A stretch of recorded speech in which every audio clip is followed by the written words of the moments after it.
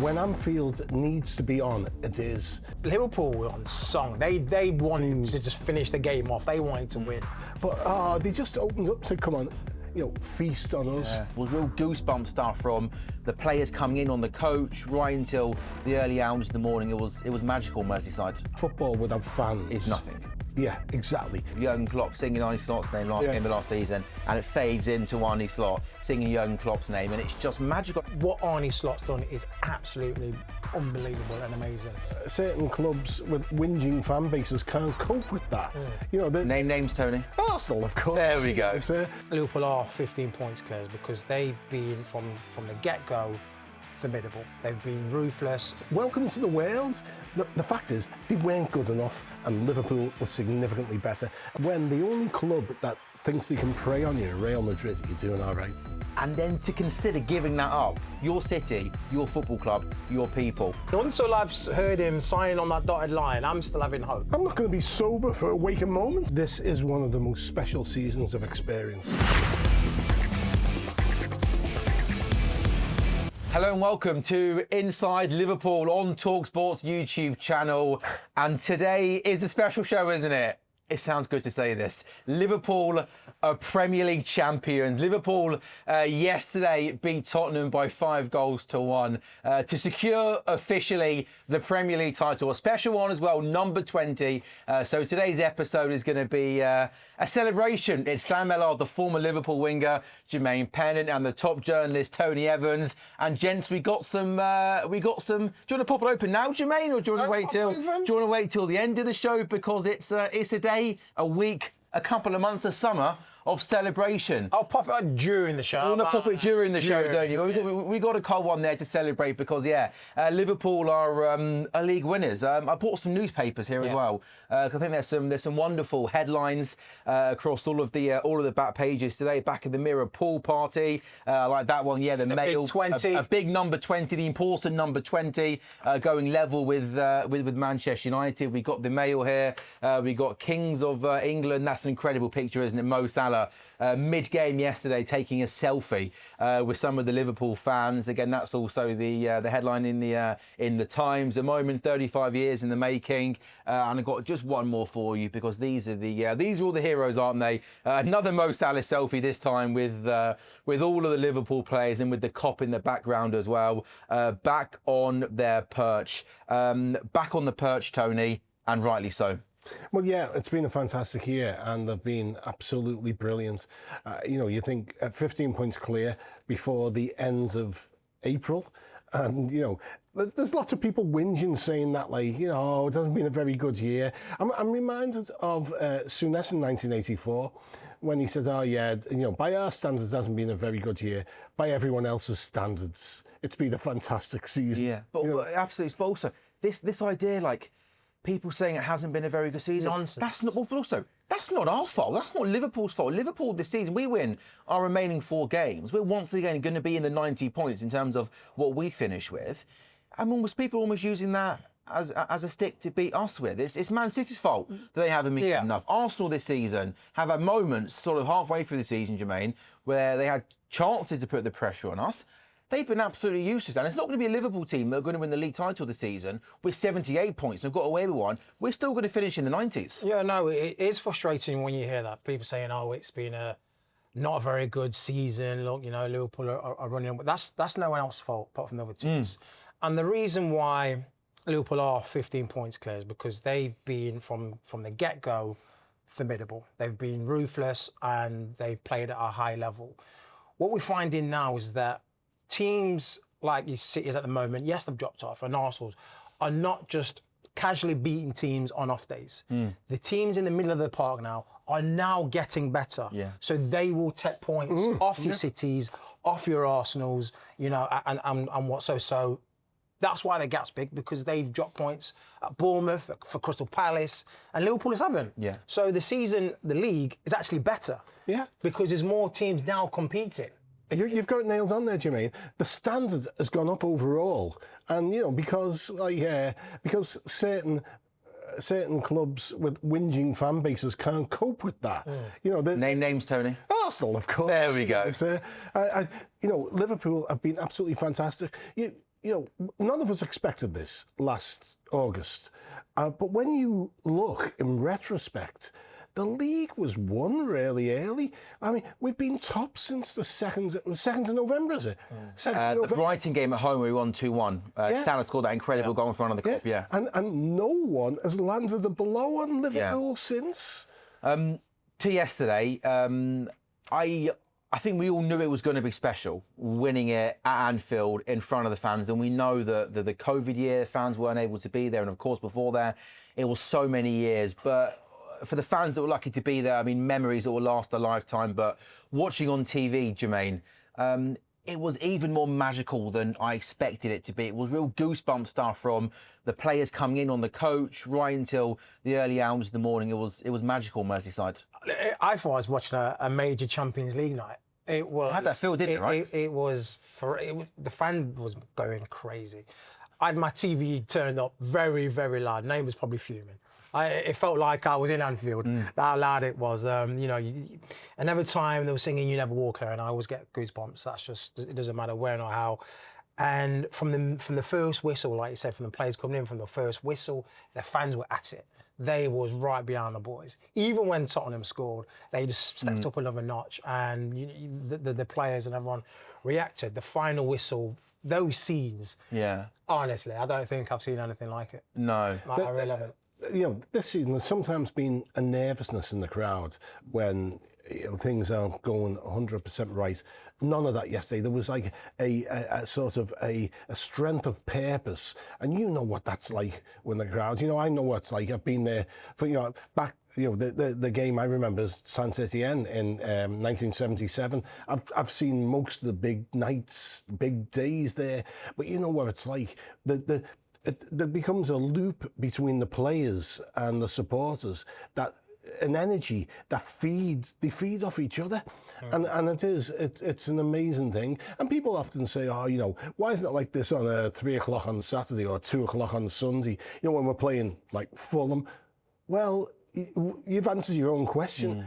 When Anfield needs to be on, it is. For a lot of people in Anfield yesterday, this was a generational experience. I've never seen it. I'm lucky. I was counting up how many times I've seen them win the league there, and I think it was 12. So says how old. Lucky man. So yeah. But I was so happy for all the young people who I mean, when you think the last time Anfield celebrated the title was in 1990. Yeah. And and the pandemic one, as great as it was, what it taught you is that football without fans is nothing. Yeah, exactly. And to see that yesterday, it was just a joy. And there's so many little things that I loved. I loved Salah taking the selfie. I thought right at the end of the game, when the players went to celebrate in front of the Kop, all of the ball boys, who must have been, I don't know, anywhere from 8 to the age of 12, were all with the Liverpool players kind of in front of the Kop. And that had been their first league title they would have seen. I mean, there's so many great memories. Can I say, there's one thing that I felt a little bit of sadness yesterday. And that was Jurgen Klopp. I thought of Jurgen Klopp yesterday because what Arne Slot's come in and done at this football club has truly been remarkable, and we'll talk about him in a bit. But I was a little bit sad for Klopp yesterday because, I mean, in my lifetime, he's been the best manager I've seen in Liverpool Football Club. And we all know what a legend he is, the great work he's done, the incredible work he's done, not just as a manager, but as a person, as a character, representing Liverpool Football Club.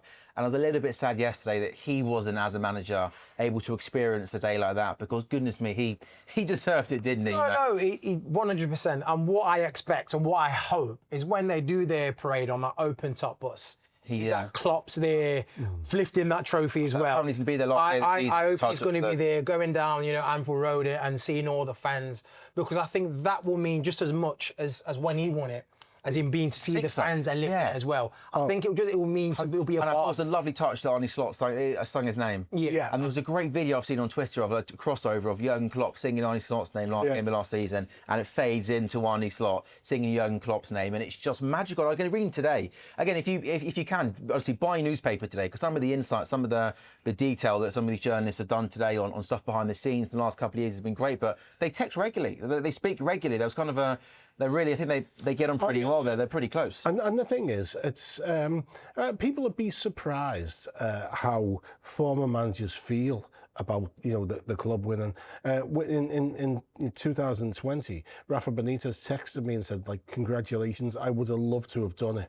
But like, really, you know, it's I'm so happy for you all, and Jurgen, I know he once said to me, he said, if I wasn't a football manager, I'd be an ultra. He said, I couldn't stand anymore. I'd have to sit down because my knees are so bad. He said, I'd be an ultra. He said, I love it. He said, I love the atmosphere. But he was very conscious. He is very conscious of not stealing Arne Slot's thunder. You know, it's he's you know Houllier in Istanbul. You know, going to the dressing room, and he doesn't want to be like that. But I'm sure he's back at the end of May, and it would be brilliant to see him part of it, because he has played such a huge role in putting Liverpool in the position where they are, and that is not to take away from Slot, because Slot has actually finished the job. But yeah, I just want to say a perfect fit as well is that Liverpool are playing their last game at Anfield. yeah.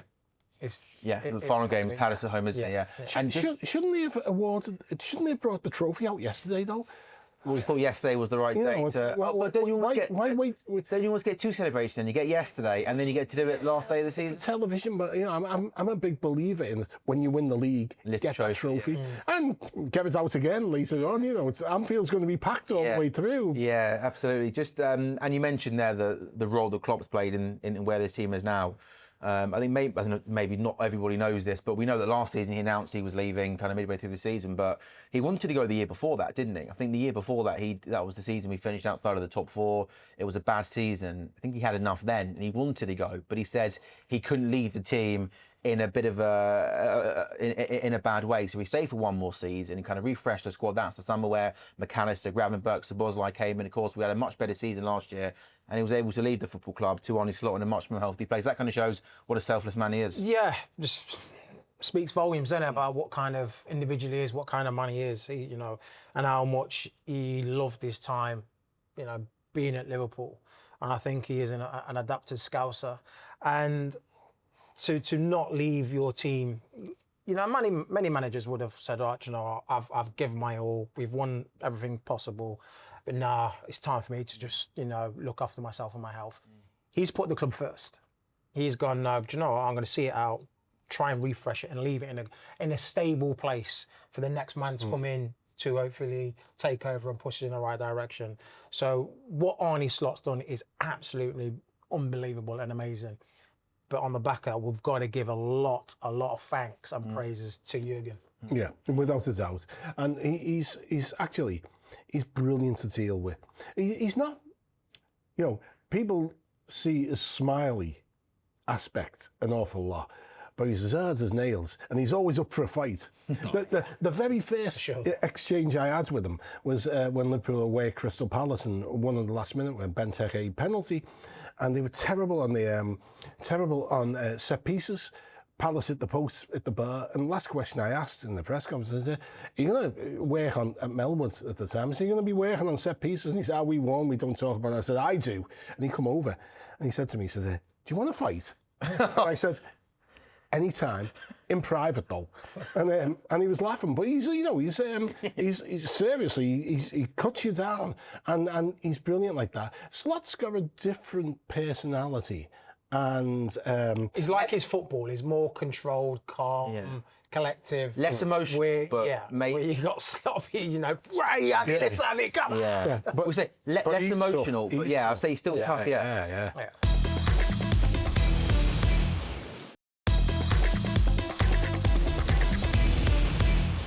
Just on the game yesterday, Jermaine, if we needed one team to rock up to Anfield now their tummy tickled as we win the Premier League, Dr. Tottenham will now see you.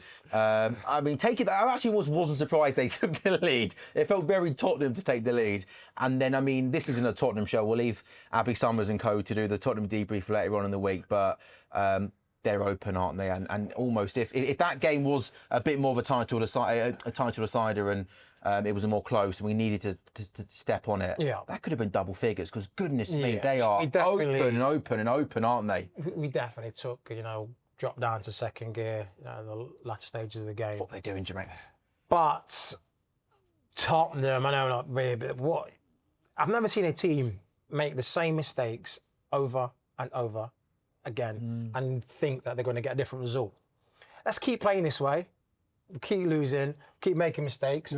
Let's keep doing it. It will change. I can't watch. Vicario was kicking the ball out about at least 10 times, straight to a Liverpool player, and then on the counter attack. I was thinking, well, I wasn't thinking anything, but in my get it long. You're a professional footballer. Can you imagine how you would have feasted on the high line?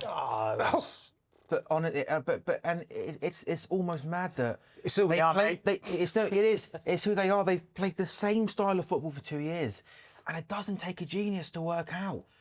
Drop, be a little bit more compact. He's done the same thing, and he's gonna get sacked, isn't he? In all fairness, his job. In all fairness, there was a point where they were deep, but Liverpool were on song. They wanted to just finish the game off. They wanted to win. And they was picking pockets and getting through balls. The first goal for Diaz and was just one ton of football. The Salah pass, the McAllister goal. Yeah. You know what? You're trying to play out from the corner. Don't. I know. I mean, even in Sunday League, I played in the Kirby League. You know, I wasn't very good level. League, the Kirby League, very good league. It was violent. That's all. It's good league. Well, you have top there looking for a fight with you. Oh, I'll tell you what, there's quite a few. You just hoof the ball long, get it out of there. If in doubt, right? And if I'm 1-0 up at Anfield, whoever I'm like, you know, whichever team, I'm going full on Mourinho at that point. Everyone back in the defensive shell, but they just opened up to come on, you know, feast on us. And I'm there. We probably could do a whole show on almost every player in this team and give them their plaudits, but I thought Alexis McAllister, not just for the goal he scored yesterday, but the whole season, and it's mad that he cost £35 million. £35 million. Unbelievable. And he's almost a midfield player, Jermaine, where he's a 6, an 8, and a 10 all in one. I mean, the boy can do absolutely everything. I mean, he is an absolute superstar. He is. You know, when you watch him, you don't see him pinging balls 60, 70 yards like a Trent does sometimes, but he does those small passes what start things off, what are important that people don't really see. And like you said, small boy, but he likes a challenge. He's aggressive. He's aggressive. He stops counter-attacks, going forward. He can score left and right, we've seen. So like I said, he's 6, 8, 10. He does them all. And yeah, he does younger stuff that people don't understand is very, very important. Yeah. And what a purchase! He's been brilliant this season. His use of space when the opposition have the ball is magnificent, and you know it's which allows him to close down people really quick. I think it's been really interesting this season how often opposition teams have targeted him for physical. You know, he's aggressive. Yeah. You know, because so like. Although he seems, you don't notice it because often, you know, sort of television particularly focus on when Liverpool have the ball. When Liverpool don't have the ball, he's not shy. He gets in there, puts his foot in. That kind of South American back, you know, they're always quite aggressive physical players, aren't they? Doesn't matter how many players are around him, he's confident and just give him the ball. If I've got someone charging me down, don't worry, just give me the ball. And players like that, you need in your team. Sometimes you get in sticky situations and they can get out of it, and he does. And it's clever little balls. Like I said, it's not smashing it 60, 70 yards for a through ball. It's just giving that simple pass early before players get back into space. And that's called IQ, and he's got an amazing footballing IQ. The whole midfield three complement each other really well, don't they? And it's crazy to think the football club wanted Zubimendi, didn't they? Didn't get him. But once again, there was no panic, was there? A little tactical tweak. Gravenberch drops deep as the 6. And you wouldn't swap him for anyone in the Premier League, would you? Was that 6? Can you imagine Zubimendi this morning? He must be looking at those mountains he stayed for, cursing them. You know, it's well, Liverpool climbed a mountain. Without Zubimendi and without any signings apart from one. But I would extend McAllister's contract as soon as possible. Yeah. Because when he was at his dad's, obviously his next footballer, and his dad's very, very astute. And when he was at Brighton, he was enjoying life at Brighton, but his dad said to him, look, you've been here long enough. Time to move to a bigger club. You know, you might be playing with your mates. It's time to move on. Don't want that to happen at Liverpool. You know, it's there were links with Real Madrid, wasn't there, in the last kind of couple of weeks? Well, yeah. They're trying to all the players now. They're seeing the way the Liverpool's going. They're trying to get slots for replace Ancelotti. Well, that's it. You know, when the only club that thinks they can prey on you, Real Madrid, you're doing all right. Yeah, well, and that is the only club now that any. I mean, you know, watching Trent celebrate yesterday. I've been for the last few months of the opinion of I can understand why he wants to leave. I can get why Madrid is Real Madrid and why he might be open to pursuing that in his career. But as I've watched the celebrations unfold yesterday, and look, the yesterday means a lot to lots of different people all across the world. But to be a local lad, born and bred in the city, a Liverpool fan, you play for your football club, you win the league with your football club in front of your people, and then to consider giving that up. I've almost changed my opinion, thinking I don't care how many leagues you might win at Real Madrid, how sunny it is over there, how many Champions Leagues you might win there. Do you really want to give yesterday up, that up, your city, your football club, your people? I'll tell you what, Jermaine, I'm sorry. The new contract's coming. Listen, there's always hope, and it would be amazing if he could stay. But I do see why he would not want to go, but if Real Madrid are coming in, A new challenge. I understand why. Because when you're an athlete and you're a professional footballer, your goal isn't to stay at one club for your whole entire career. How many players have done it? How many players have done it throughout the years of football, being football? How many players have stayed at one single club? You can probably on hand at Liverpool. Steven Gerrard, who else at Man United? You know, it's very, very few. And he's won everything with Liverpool. He's done everything. He's been a great servant. He's gave his trophies. He's gave us the glory days back, and he's been a great player with some great nights. Now he's thinking, do you know what? I've done I've dreamed everything I could have done, and I'm so fulfilled. Now I've got a team, not like a Barcelona or Sevilla. It's the go of football. Why not go there? I'm still in my 20s. Give it a go, and Maybe come back one day. I don't know if that's possible. I don't know. Yeah. Well, I hope so. I mean, I wish him all the best. I met him almost 10 years ago, and he's a really bright fella, and he will relish life abroad. And I don't think he owes Liverpool anything at this stage. And you talk about Steven. You look at the way they treated him at the end. He wanted to stay. He wanted to retire as a Liverpool player.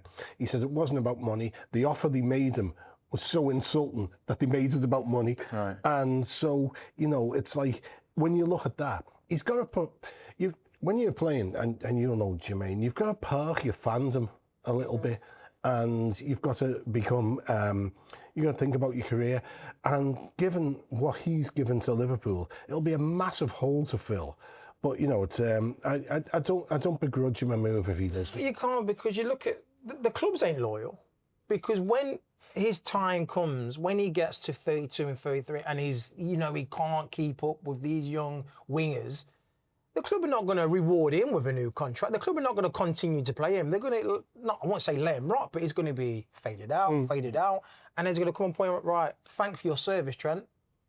Time to move on. Yeah. So you can't call him out for. No, I'm not calling him out. For himself. But you could see him looking at the cop, and you could see the look on his face. He loves it. He's going to miss all that. I'm reading way too much into this, obviously. Listen, Gakpo did an interview with LFC TV after the game and said, Van Dijk signed on, Salah signed on, and Trent hopefully too as well. And the fact that he even just said that, you're like, the factory's not left yet. Surely the players still believe. Surely the players surely the players must know. Surely you ask your mate, say, Trent, you optimist, So the fact that he even, And how much you get? Yeah. I don't know. I mean, it would just be the icing on the cake, wouldn't it, if he signed a new deal? But if he doesn't, he's going out with. Your mind. Listen, until I've heard him sign on that dotted line, I'm still having hope. I don't know, but hey, if he's going to leave, he'll leave us. I might slide in his DMs. Don't do it. Yeah, there we go. I'm sure. So Tony's got everyone in his phone book. He's got Rafa. He's got you. So I'm sure you could drop a text.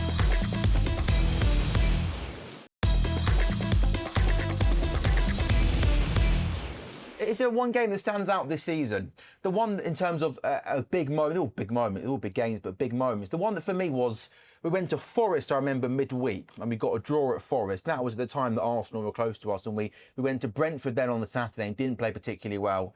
And that was the game when Nunez scored those 2 goals deep into injury time. And I just thought that was a game where, felt like a big moment, that one, Tony. 2 late goals. Late winners are always big. It was Nunez on the back of a tough game away at Forest, and That's the one that stands out to me as a real big moment in the season. Yeah, and I agree. But I have to say, for me, I thank our Evertonian friends Go on. for equalising in the last moment and allowing us to win as a Anfield. Yeah. You know what? I love it when Everton do us favours, and they've done us a lot of favours. Thank you. Thank you, Everton. Yeah, and obviously that for them, let's be honest, that was a special night for Everton Football Club, wasn't it? Yeah, Celebrations but not that anymore. night. Can you imagine what they're thinking about it? Oh, yeah. Well, you know, it's a. But no, I think you're right about the Brentford game. Yeah. It was. I mean, you look back, and it's amazing how, in retrospect, how early this league was decided. You know, when you look at Arsenal fans, they seem to have forgotten, you know, what, you know, sort of the history of their club, and they're picking up on things which are normal. They've had injuries. They had the odd red cards, which you know shouldn't have been given. You know, it's like, oh well, welcome to the world. The fact is, they weren't good enough, and Liverpool was significantly better. And when you see them posting about like, no one really cares about the league. No, actually, everyone does. Well, I think you'd find that the people inside Anfield yesterday and Liverpool fans around the world would have enjoyed yesterday and would have cared about it as well. Yeah. By the way, there's been some name drops from Tony today, hasn't there? We've had a Dalglish name drop. We've had a Rafa-Tex name drop. I just throwing in Rush next. This is good stuff, Tony. This is why you're on the show. You know. I mean, you know, I've been around a long time. You've been here, man. You have. You know, it's. Alex Ferguson famously said about when he came to Man United about wanting to knock Liverpool off their perch, and he did. We know they went above us for league titles. Now it's 20 for Liverpool and 20 for Manchester United. In Liverpool, Tony, in Merseyside, how important do you think that is for the supporters to be above Manchester United in terms of league titles, or do you think that was almost more of a Manchester United thing and mindset? I think it was more them, because we've been so dominant when they thought they were the biggest club in the world, and they couldn't beat us. And the funny thing is, in the 80s, they won most of the battles and we won the wars. And so that made them more and more agitated. It is brilliant to equal them and to be, you know, no one can argue now which is the most successful club in England. Even Gary Neville said that yesterday. Yeah, Liverpool. TV. And so it's great, but like it was pretty down the list of priorities, at least for me and all the people I know. We just wanted to win the league. We wanted to do it, and it is enjoyable to see United in the position they are in, you know, in the bottom half of the table, you know, because they are the enemy. There's a different relationship between Everton and us and Everton and us and United, and it's great. And I think as well, you know, putting City in the place is brilliant. You know, handed over Manchester. I'd love to hear that. You know, remember, you know, all the newspapers were writing Manchester, the capital of football. No, never. Liverpool always has been. Yeah, well said. And now, Jermaine, it's kind of strange that we go into this summer in a position nobody thought we were going to be as Premier League champions, and it's almost like it's kind of been done backwards in the sense of there was one signing, then a league title, and now almost feels like this is going to be the summer where the rebuild's going to happen. Yeah. It's almost, we're kind of a year or two ahead of where everybody probably thought we were going to be. Yeah, it's going to be a very interesting... And a busy summer. Busy and interesting summer. We only can look forward, but as you look forward when you're at the top. But we have to strengthen. We've got to make sure we stay at the top. We've got to make sure we stay at the top. We've got to strengthen. There's a few areas, key areas that I think will get addressed and will definitely make us stronger. And that is definitely first will be a left back.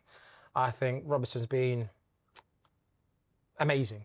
Yeah. He's been a great servant, but there always comes a cliff in a player where you just start to slowly decline, whether it's your legs, whether it's your ability. Something will just slow down, and he's not no young whippet anymore. And we've seen throughout the season a few mistakes from the left-hand side. Teams target the left, and a few penalties giving away a slack ball here and there. And I think someone with a younger engine who can get up and down, stay with the likes of your Sakas would benefit massive. And I think a striker as well, because I think that was the last Nunes will probably see. So, yeah. This season. I think left back feels the obvious one. I think we think centre-back as well, Yeah. given that we're not sure where Gomez and Kwanzaa kind of ranks in Slot's hierarchy. And I think Ibu Konate's only got a year left on his deal, so maybe a new kind of young centre-back. Then you're absolutely bang on the money that I think another attacking player to replace Nunez and possibly maybe Diaz might move on as well. It's not like a massive overall. It's No. key little areas. Yeah. You know, we're in a massive better place than other teams like need to identify. Arms is just little sort of big signings, but not. And as you know, keeping Salah and Van Dijk almost felt like the biggest part of the summer. Oh, that was huge because losing them would have then had to fork out 70 to 80 million to replace Salah. Yeah. Then another probably 60, 70 million to replace. And whoever you bring in won't be anywhere near as good as Salah. No, and that's probably three quarters of your budget. Bearing in mind, if Salah over the next 2 years, if people say, look, he's getting old, if he gives us half of his input, what he's given this season and the season before, that's still on the level of the likes of Saka. Yeah. And that's people saying Saka is one of the best young right backs in the right wingers in the world. And also, so if he just dip, and I think with Salah as well, because it's a 2-year deal. If you get to this time next year and it hasn't been an amazing season, Saudi Arabia is still going to be there. Yeah. And I always think there's going to be the option they'll still come in and pay big money for a player with 1 year left on his deal. They've protected themselves by signing the two of them. I think it's going to be quite a big summer. I think it's time to open this then. There we go. Quite a big summer. Even if they don't poke my eye out, by the way. Even before selling anyone, I think they've got they're capable of spending 150 million, and I think they're going to get at least 50 million from outgoings. Elliott, maybe Nunez, those types of players. Yeah. Kelleher, Kwanzaa, maybe. Yeah, and so I think they'll invest big. They'll be thinking a couple of years ahead because when Salah and Van Dijk go, there's going to be a huge vacuum to fill. So start filling it now.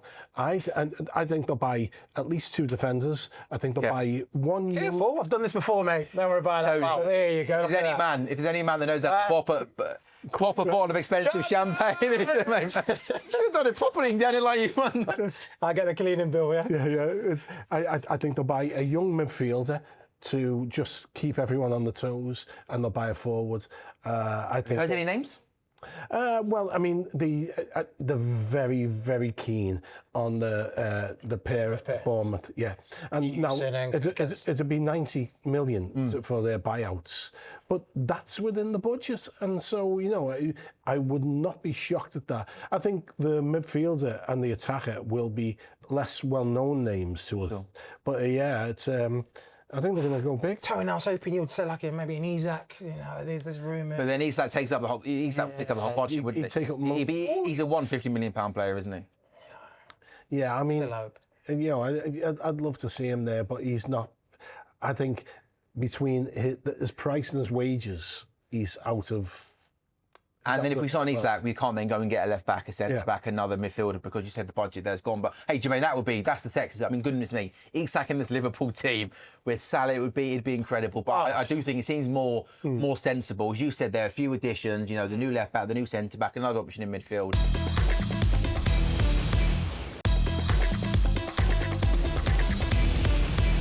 John W. Henry was there yesterday. You don't see too much of him. He certainly doesn't speak too much.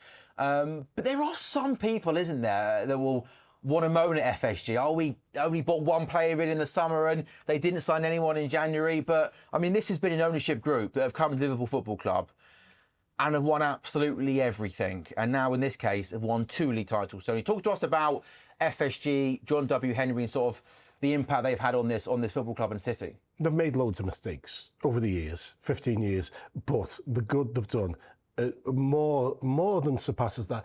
And one of the interesting things is, which people don't know about Henry, because he is such a remote figure and he doesn't speak publicly, but he talked once to me about when they won the World Series with the Red Sox for the first time, and he said I've never been a jock, I've never been a sportsman. The Americans use that term for sportsman. He said, so I never understood the love people felt for sportsmen. He said, but when I won the World Series with Boston, he said, I experienced that for the first time. He said, I want to experience that again.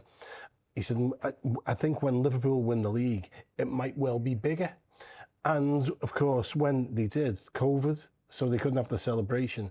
I think he's going to absolutely relish the emotions of the parade on the 26th of May and seeing what it means to the people of the city and the global support to win the league. And It's going to be huge. yeah, and he, you know, people think, oh, Fenway, they just want to make money, they just want to tick over. John Henry, I assure you, wants to win. And he will be elated today. Well said. And also as well, moving forward in the years to come, we know that this is an amazing team with a great coach, but it feels like the football structure, everything above, is in a really healthy place as well. We know that Michael Edwards has returned to the football club.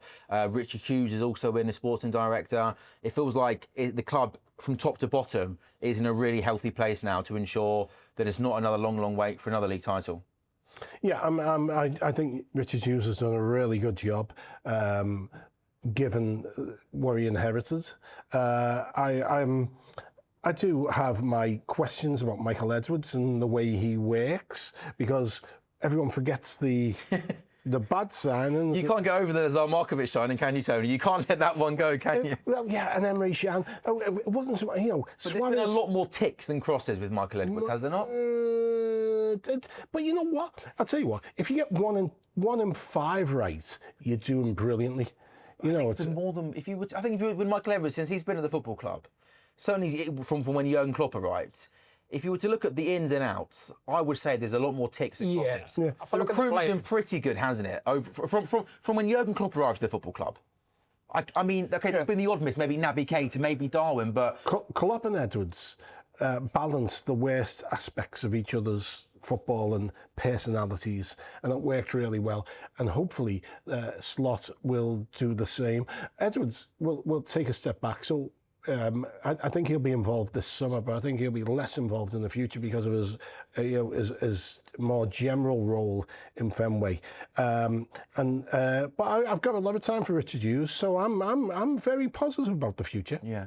And I guess he got the two big ones done, which was important, wasn't it? That's kind of the big. You walked into a situation where I don't fancy that, walking into the football club and you got your three best players all out of contract. And also important to remember, at Bournemouth, he was one that brought Areola to the football club, and lots of these good Bournemouth players who came for small fees, he was the man that brought them over. So his body of work at Bournemouth as well was really impressive. Yeah, you've got to look at where Bournemouth are now. Former teammate of yours, well, Yeah, Richard Hughes. I played with him. Did you know Jermaine when you were playing with him at Paul? I didn't know that he's going to be our sporting director at Liverpool. No, what's wrong with you? I didn't see that in the future. But no, he's a great guy. He's a How smart good guy. was he?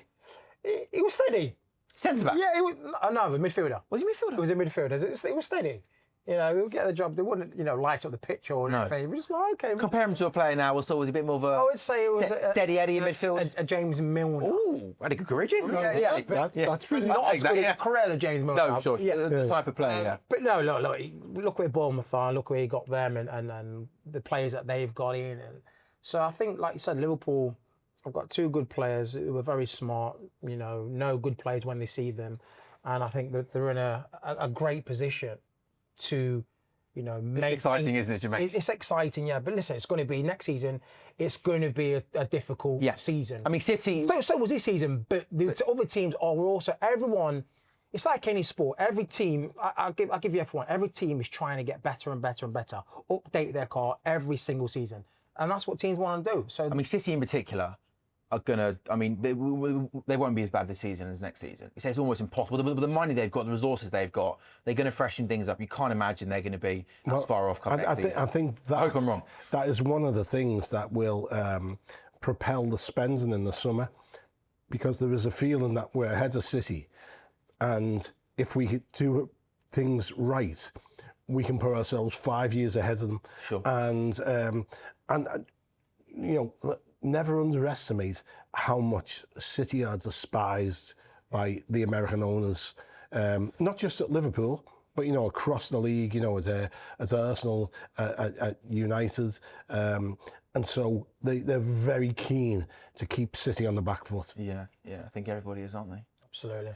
I mean, in terms of yesterday, I mean, I'm thinking of the players that have kind of won 2 league titles now. Obviously, Allister, Trent, Van Dijk, Robbo, Salah. Gomez and Jones as well would have been part of the team that won the league. But obviously, from a Liverpool point of view, these guys are legends, goes without saying. But kind of like a broader picture, do you think winning one is amazing? But do you think when you get to almost two, it kind of elevates these players into almost an even higher bracket, if you know what I mean? Of course it does. Obviously, the more you stop, that's what people talk about, trophies. So the more these players do win, the higher their value goes, you know, and legendary status. So for sure, these players who have now won, some have won one, to win two, is just putting them in a league of their own. You know, Salah has won the same amount of Premier League titles as Thierry Henry. He scored more goals than Thierry Henry. He scored more assists than Thierry Henry. And people talk about Thierry as the GOAT of the Premier League. Well, I think Salah, so it just... Salah's pushing him. Now, just elevates, so yeah, absolutely, for sure. Yeah. And as well with everything, Tony, I thought watching on his slot yesterday, apart from Everton away, he's been cool, hasn't he, all season? I mean, really, from the moment he walked in, he was cool, calm and collected, but it was just nice to see him yesterday have a big smile on his face, because we can't underplay what he's done and the way he's tinkered things, the way he's changed the style, the approach, and that different kind of man management element from what Klopp was. Oh, definitely. And the thing is, there are quite a lot of players who, towards the end of the Klopp era, were not performing to their highest level. And a lot of that's manager fatigue. You know, it's... Do you think they were ready for a new voice almost? Yeah, everyone definitely. needed a new voice. You know, one of the things, one of the football cliches is, you know, you get to the point where you need to either change the manager or the players, and you know, it's least expensive, you know, changing the manager. And Liverpool didn't feel like that about Klopp, but it worked really well that he moved out. A fresh voice, a fresh approach, and I think Slot's a bit more pragmatic than Klopp. You know, Klopp had his system, and that made it really easy for Michael Edwards to buy from, because he could buy players to play in that system. But I think Slot will use a player to his best abilities more than Jurgen would. I think Gravenberch is probably the best example of that. Yeah. Klopp didn't use Gravenberch as the sixth, did he, last season? He wanted to do Mendy, didn't get him, and they found a real simple solution. Drop Gravenberch a bit deeper. I think Gakpo's another good example of that. I mean, Gakpo's played his best football this season from the left-hand side, where we didn't see too much of that last season. So that shows... Throwing Diaz as well. He's played him as a false nine this season, hasn't he? So from a tactical point of view, they're just kind of a couple of examples of where Slot's walked in, he's got what he's got, and he's just adapted and adjusted to the resources he was given. He'll change things. He'll change things when he doesn't think they're going right. Whereas Klopp was more of a template manager, and that sounds like I'm criticising him. I'm not. You know, Jurgen Klopp was one of the best things that's ever happened to Liverpool Football Club, but Slot's come in and says, you know what, I've been left a brilliant base, I can make it better, and he has. Yeah. Also as well, I think leaders in that team, it looks like it's a team. And also, like, you know, do you think we kind of underplay sometimes? We talk about Van Dijk, how good he is as a centre-back. For me, best in Premier League history. Do we underplay his leadership qualities? Because like, we all talk about, you know, Gerrard being the best captain, the best leader. But I just think with Van Dijk, that leadership, that cannot be underplayed either. No, it can't, and it is important as a captain, someone who can like lead by example. When you're watching a game, you always, and it pans to Virgil, you're always seeing barking instructions. He's not a quiet captain like you see some, you know, your Odegaards or your son. You know, you don't really see them giving and try and rallying up the troops. But Virgil, he always doesn't look happy, you know, only when he scores or the team scores. But he's always, you know, pulling people in, pointing players where to go, getting people back in, at corners, being aggressive. And that's what you want to see your captain. Yeah. I mean, you played with one of the best, didn't you? Yeah, because then when you see Stevie J running around charging like a bull, you just follow suit. You just like, he's running that. I've got his. You follow suit. Just have interest because I've read a lot about Van Dijk this week, and people talk about his influence in the training ground. He's always pulling people to a side, giving them advice. Would Stevie be that type of captain at Melwood? Would he be kind of pulling you to a side and giving you advice, or is it just more on the pitch on the day? Listen, I love Stevie, but sometimes I hate him.